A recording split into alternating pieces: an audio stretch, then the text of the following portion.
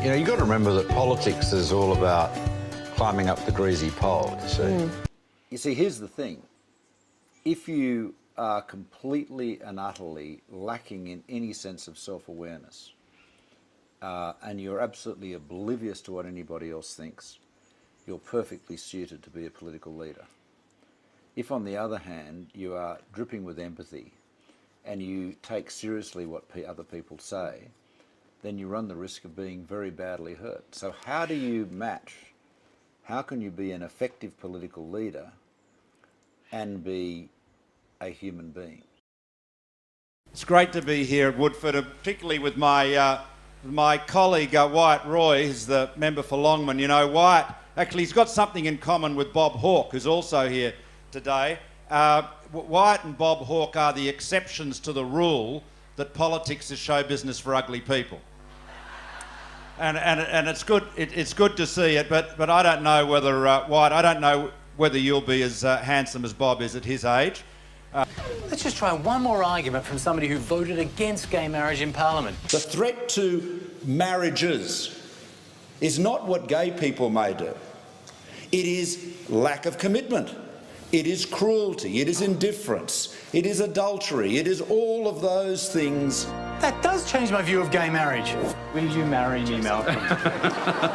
But you know what it will lead to? What? If that happens, then you'll start, you know, looking favourably at small animals. He knows about this. Oh, no, Please, no. Malcolm. No, I want to spare both you and the animal kingdom.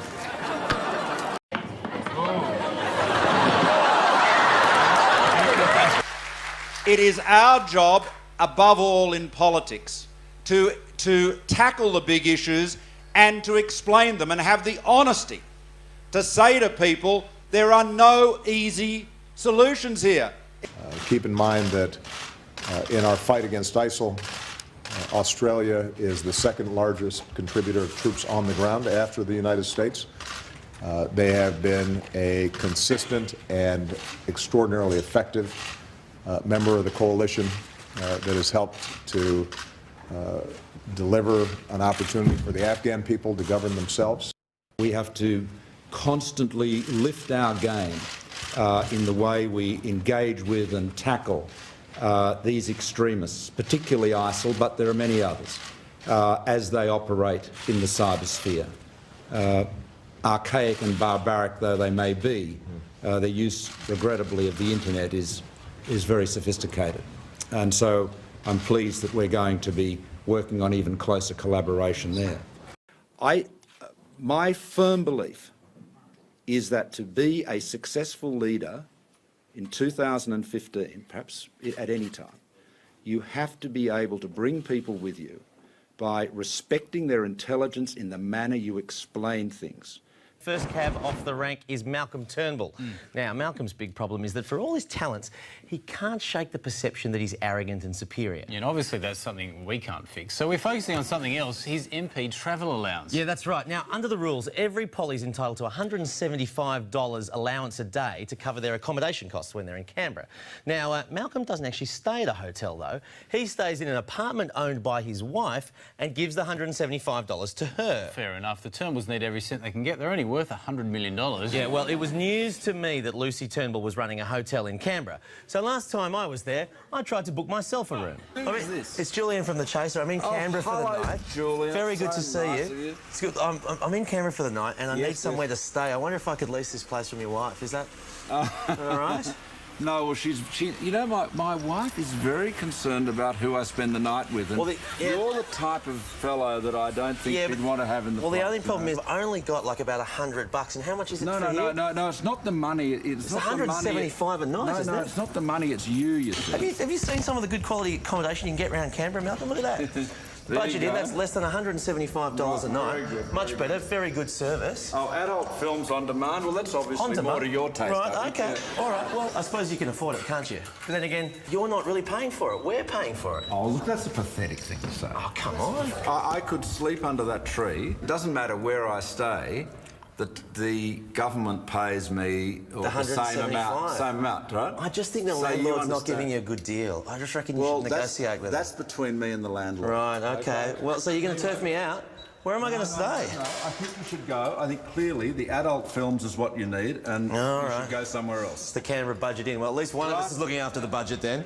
Okay. See ya. He was the brilliant young barrister and merchant banker who took the Liberals by storm. 4 years. What took you so long? But his perfect world was about to fall apart forever. This summer, one man, one email. Is a fake, it's a forgery. And the public servant that would threaten his political career. Your responsibility is what you do with information like that if you get your hands on it. Coming soon. Is this the showdown that you have to have? All the infighting. I'm sure someone else would run the party better. All the policies. I will not be supporting the bill under any circumstances. All the loyalty. Malcolm has my absolute support. In the political thriller you just can't avoid. Political fortunes can change quickly. The Narcissist. I'll take that as a compliment. Well, this is we are a parliamentary system. You know, we are a Westminster system, or Washminster, some political scientists call us. But we're a parliamentary system. And so the leader of any parliamentary party remains leader only so long as he or she has the confidence of the party room. As John Howard always used to say, the leader serves at the pleasure of the party room. And so when the party room makes changes of their mind about that, when they make a judgment such as they've done today, then the leadership can change. And that is inherent. That's one of the characteristics of a parliamentary system, one of the flexibilities that it has over other systems. Wentworth, Malcolm Bligh Turnbull, Dixon, Peter Craig Dutton, Menzies, Kevin James Andrews, Flinders, Gregory Andrew Hunt, Cook, Scott John Morrison. Honourable members, making an oath, please take the Bible in your right hand. Do each of you swear that you will be faithful and bear true allegiance to Her Majesty Queen Elizabeth II, her heirs and successors, according to law, so help you God? I do, so help me God. Your Excellency, may I present the Prime Minister Designate, the Honourable Malcolm Turnbull MP. Mr Turnbull, I invite you to take the oath of office as Prime Minister. I, Malcolm Bligh Turnbull, do swear that I will well and truly serve the people of Australia in the office of Prime Minister, and that I will be faithful and bear true allegiance to Her Majesty Queen Elizabeth II, the Queen of Australia, so help me God. Opposition Leader Malcolm Turnbull joins us tonight live from Canberra. Mr Turnbull, good evening. Thanks so much for your time. Look, when you got the job... Great to be with you, Matt. Thanks. Look, when you got the job, a lot was made about your personal wealth, estimated at $120 million. These are tough times. Are you as wealthy today as you were a couple of weeks ago? Well, Matt, firstly, congratulations to you on getting your job. And secondly, look, I don't think anybody, other than someone who perhaps has had all of their assets in a bank account, has not been affected by this incredible change that we've seen in stock markets and, of course, in other in other markets. So really, if the honourable member wants to go around wearing a sandwich board saying Malcolm Turnbull's got a lot of money, feel free. I think people know that. But you may remember at the end of 2008, when the global financial crisis was really hitting in a big way, there was a panic on, and a number of European countries passed laws to guarantee their banks' borrowings, their wholesale borrowings. And we did the same in Australia.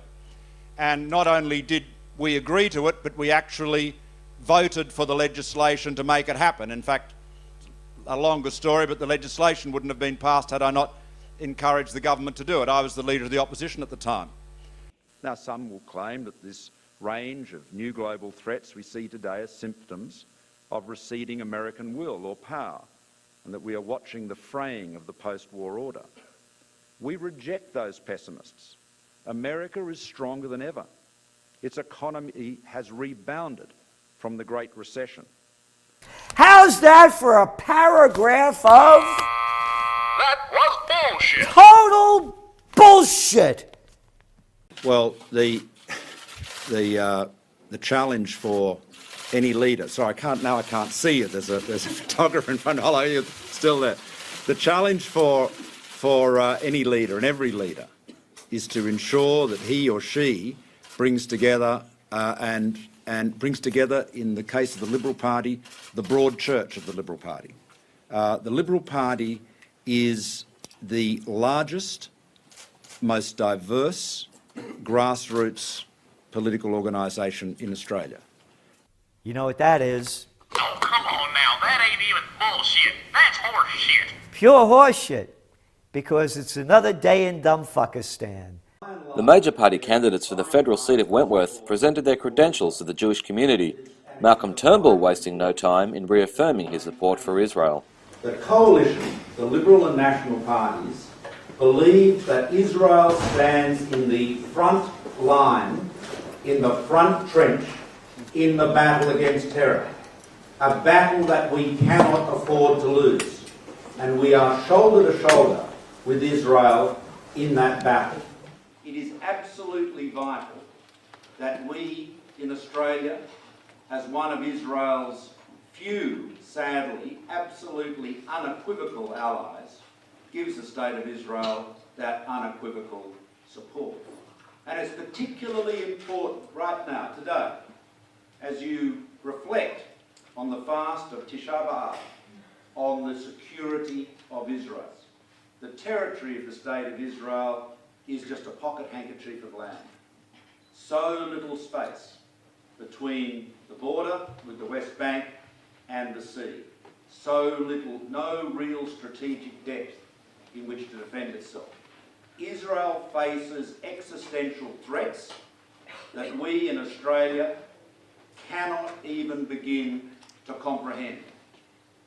You can stand on land in the West Bank, which, because of its elevation, is almost a stone's throw from Tel Aviv and the airport, Ben Gurion Airport.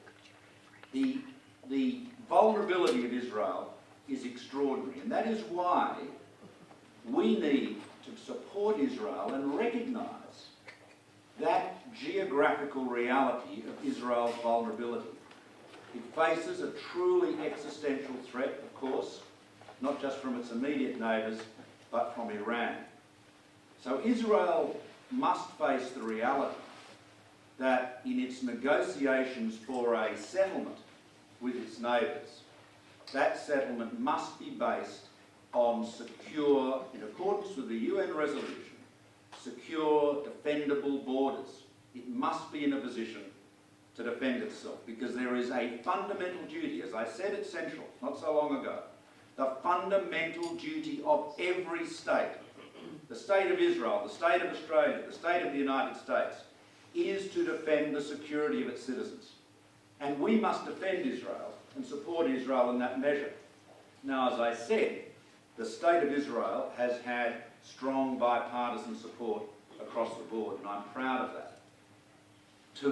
To my regret, and I know to the regret of many of you, since the Rudd government was elected, there have been some changes. Mr. Rudd would have said subtle changes, but changes nonetheless in the level of support that has been given to Israel, particularly in the United Nations. There was a vote in the UN in March where Australia abstained from a resolution demanding that Israel and Hamas investigate possible war crimes during the conflict in Gaza. Now, that was very strongly criticised by the Zionist Federation here in Australia. Now, look, I don't want to make a partisan issue out of this. I just think that this is an area where subtlety is often lost. What Israel needs, with so few strong allies in the world, is unequivocal support. And you know, you have that from the coalition, you will always have it from the coalition, and in particular, you know, you will always have it from me.